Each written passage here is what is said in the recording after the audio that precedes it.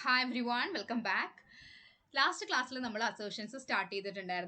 Assert true assertion we discussed. Now we just opposite assert false. Now name indicate എന്തെങ്കിലും conditions false ആവുന്നുള്ള ഒരു സിറ്റുവേഷനിലാണ് നമ്മൾ assert false use ചെയ്യുന്നത്. For example, ഇപ്പോൾ ഒരു പേജിൽ ഒരു particular element present ആയിരിക്കരുത്. ഓക്കെ, ആയിരിക്കരുത് എന്നാണ് ഞാൻ പറഞ്ഞത്. അങ്ങനെ ഒരു സിറ്റുവേഷൻ ആണെങ്കിൽ നമ്മൾ ഡിസ്പ്ലേഡ് ഫാൾസ് ആയിരിക്കണം അല്ലെ, ആ എലമെന്റിന്റെ പ്രസൻസ് അവിടെ ഫാൾസ് ആയിരിക്കണം. അങ്ങനെ വരുമ്പോൾ നമ്മൾ അസേർട്ട് ഫാൾസ് യൂസ് ചെയ്യും.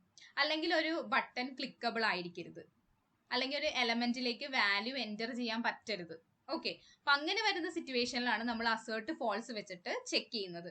അപ്പോൾ അതിലേക്ക് വാല്യൂ എൻ്റർ ചെയ്യരുതെന്ന് പറയുന്നത് എന്തെങ്കിലും റീസൺ കൊണ്ടായിരിക്കും. ചിലപ്പോൾ ആ യൂസറിന് ആ പെർമിഷൻ ഉണ്ടാവില്ല, അല്ലെങ്കിൽ ഇപ്പോൾ ഒരു ബട്ടൺ ക്ലിക്ക് ചെയ്തതെന്ന് പറയുന്നത് അതിന് ഫ്രണ്ടിലുള്ള ഫീൽഡുകളൊക്കെ ചിലപ്പോൾ കംപ്ലീറ്റ് ആയിട്ടുണ്ടാവില്ല. ഇപ്പൊ യൂസർ നെയിമും പാസ്വേഡും എൻ്റർ ചെയ്യാതെ ലോഗിൻ ബട്ടൺ എനേബിൾ ആവാത്ത ഒരു പേജ് ആണെന്ന് വിചാരിക്കുക. അപ്പൊ അങ്ങനെയുള്ള സിറ്റുവേഷനിലൊക്കെയാണ് നമ്മൾക്ക് ഈ ഫാൾസ് അസേർട്ട് ഫാൾസ് എന്നുള്ള നമ്മുടെ ഈ അസേർഷന് യൂസ് ചെയ്യേണ്ടി വരുന്നത്. ഓക്കെ, അല്ലെങ്കിൽ ഇപ്പൊ നമ്മൾ ലോഗിൻ ചെയ്ത് ഹോം പേജിലെത്തി, അപ്പൊ നമുക്കിനി ലോഗിൻ പേജിന്റെ എലമെന്റ്സ് ഒന്നും ഹോം പേജിൽ ഉണ്ടായിരിക്കേണ്ട ആവശ്യമില്ല.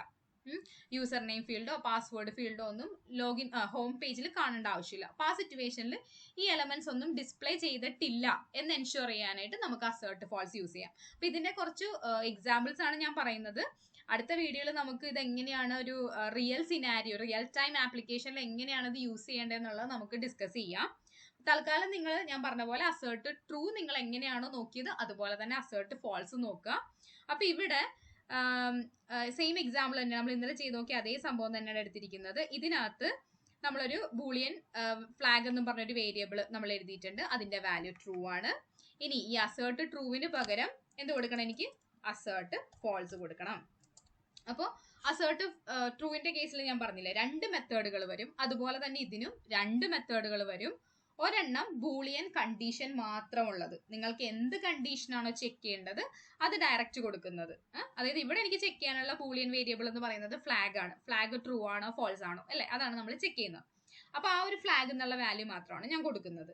ഇനി രണ്ടാമത്തത് മെത്തേഡ് എന്താ ഞാൻ പറഞ്ഞത്, ഫ്ലാഗും കൊടുക്കണം, അതായത് നമുക്ക് ചെക്ക് ചെയ്യാനുള്ള വേരിയബിളും കൊടുക്കണം, അതിന്റെ കൂടെ നമുക്കൊരു ഫെയിലർ മെസ്സേജും കൂടി ടൈപ്പ് ചെയ്ത് കൊടുക്കാം. അപ്പൊ ആ ഫെയിലർ മെസ്സേജ് ഉണ്ടെങ്കിൽ ഇല്ലെങ്കിൽ ഇമ്പാക്റ്റ് ഒന്നുമില്ല, അവിടെ ഒരു മെസ്സേജ് കൂടി നമ്മുടെ എക്സിക്യൂഷൻ സമയത്ത് അത് കാണിക്കും എന്ന് മാത്രമേ ഉള്ളൂ. പക്ഷെ ആ ഒരു മെസ്സേജ് നമുക്ക് വളരെ ഹെൽപ്ഫുൾ ആണ് അല്ലെ. നമ്മൾ മൾട്ടിപ്പിൾ ടെസ്റ്റ് കേസുകൾ എക്സിക്യൂട്ട് ചെയ്യുമ്പോൾ ചിലപ്പോൾ ഇതുപോലെ ഒരുപാട് അസേർഷൻസ് ഫെയിൽ ആവുകയാണെങ്കിൽ നമുക്ക് പെട്ടെന്ന് എന്താണ് ഇഷ്യൂ എന്ന് ട്രാക്ക് ചെയ്യാനായിട്ട് നമ്മളെ ഹെൽപ്പ് ചെയ്യുന്ന ഒരു സാധനമാണ് നമ്മുടെ സ്ട്രിംഗ് മെസ്സേജ് അല്ലെ, ഫെയിലർ മെസ്സേജ് എന്ന് പറയുന്നത്. അപ്പൊ നിങ്ങൾ അത് അവോയ്ഡ് ചെയ്യരുത്, അതും കൂടി എഴുതണം. ഓക്കെ, അപ്പൊ തൽക്കാലം ഞാൻ രണ്ടും നിങ്ങൾക്ക് കാണിച്ചു തരാം. അപ്പൊ ഇവിടെ ഞാൻ അസേർട്ട് ഫാൾസ് കൊടുത്തു, ആദ്യത്തെ ഞാൻ കൊടുക്കുന്നത്. അതിനകത്തേക്ക് ഞാൻ ആദ്യത്തെ മെത്തേഡിൽ ഒരേ ഒരു കണ്ടീഷൻ, നമ്മുടെ ഒരേ ഒരു പാരാമീറ്ററേ ഉള്ളൂ, അത് ഫ്ലാഗ് ആണ്. ഫ്ലാഗ് ഞാൻ പാസ് ചെയ്തു. ഫ്ലാഗിന്റെ വാല്യൂ എന്താണ്, ട്രൂ ആണ്. ഫ്ലാഗ് എന്തായിരിക്കണം എന്നാണ് അസേർട്ട് ചെക്ക് ചെയ്യുന്ന, ഫാൾസ് ആയിരിക്കണം. ഫ്ലാഗ് ഫാൾസ് ആണോ, ഇതാണ് നമ്മുടെ അസേർട്ട് ഫാൾസ് ചെക്ക് ചെയ്യുന്നത്. ഓക്കെ, ഫ്ലാഗ് എന്നുള്ള വേരിയബിളിന്റെ വാല്യൂ ഫാൾസ് ആണോ. അപ്പൊ ഇനി നമുക്കിതൊന്ന് എക്സിക്യൂട്ട് ചെയ്ത് നോക്കാം. എന്തായിരിക്കും റിസൾട്ട്, ഫ്ലാഗ് എന്നുള്ള വാല്യൂ ഫോൾസ് അല്ല അല്ലെ, അത് ട്രൂ ആണ്. അതിന്റെ വാല്യൂ നമ്മൾ സേവ് ചെയ്തിരിക്കുന്നത് ട്രൂ ആണ്.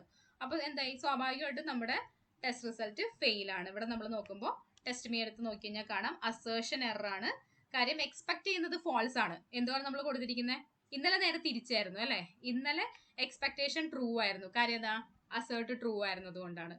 ഇവിടെ എക്സ്പെക്ടേഷൻ ഫോൾസ് ആണ്, കാര്യം ഞാൻ യൂസ് ചെയ്തിരിക്കുന്ന അസേർട്ട് ഫോൾസ് എന്നുള്ള അസേർഷൻ ആണ്.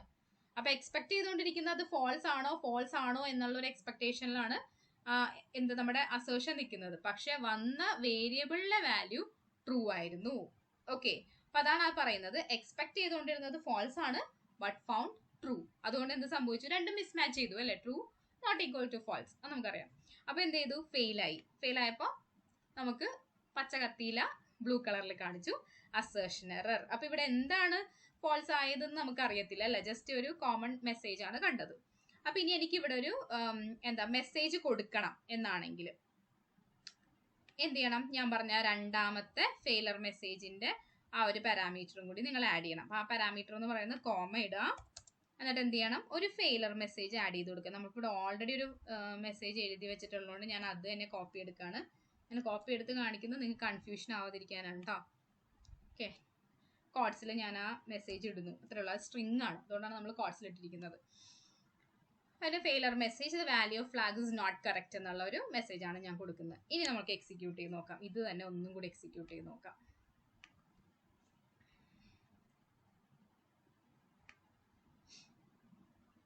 അപ്പൊ ഇവിടെ പ്രത്യേകിച്ചും സംഭവിച്ചിട്ടില്ല. അതിന്റെ റിസൾട്ട് നോക്കിയാൽ നിങ്ങൾക്ക് ടെസ്റ്റ് മീൻ എടുത്ത് നോക്കിയിട്ടുണ്ടെങ്കിൽ കാണാം അസേർഷൻ എറർ ഇവിടെയും ഇപ്പോഴും നമ്മുടെ അസേർഷൻ ചെക്ക് ചെയ്യുന്നത് ഫോൾസ് ആണോ എന്നാണ്. പക്ഷെ ഫ്ലാഗിന്റെ വാല്യൂ ട്രൂ ആണ്, അതുകൊണ്ട് ഫെയിലായി.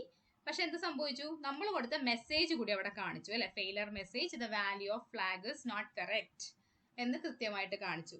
ചിലപ്പോൾ നിങ്ങൾ ഇതിന് പകരം ഇവിടെ കൊടുക്കേണ്ടി വരുന്നത് ആപ്ലിക്കേഷനിൽ എന്തെങ്കിലും ഡീറ്റെയിൽ ആയിരിക്കും. അതായത് ഇപ്പോൾ എംപ്ലോയി ID കറക്റ്റ് അല്ല, അല്ലെങ്കിൽ എംപ്ലോയി നെയിം കറക്റ്റ് അല്ല, അല്ലെങ്കിൽ യൂസർ നെയിം കറക്റ്റ് അല്ല, അങ്ങനെ എന്തെങ്കിലും ഒരു മെസ്സേജ് ആയിരിക്കും ചിലപ്പോൾ. അത് നമ്മുടെ എന്താ പറയുക, നമ്മൾ ഓട്ടോമേറ്റ് ചെയ്യുന്ന ആപ്ലിക്കേഷനിൽ കൊടുക്കാൻ വരുമ്പോൾ അപ്പോൾ നിങ്ങൾക്ക് പെട്ടെന്ന് മനസ്സിലാവും അല്ലെ, ഇന്ന പോയിന്റിലാണ് ആപ്ലിക്കേഷൻ ID തെറ്റാണ്, അല്ലെങ്കിൽ എംപ്ലോയിയുടെ നെയിം തെറ്റായിട്ടാണ് വന്നത്, അതുകൊണ്ടാണ് അസേർഷൻ എറർ.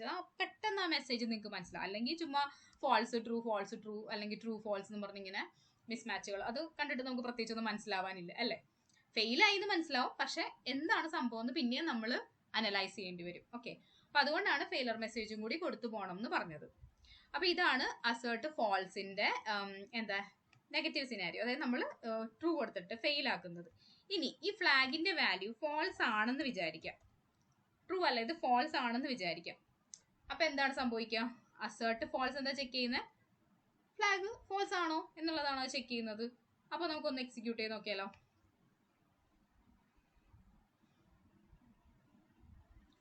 റിസൾട്ട് നോക്കാം.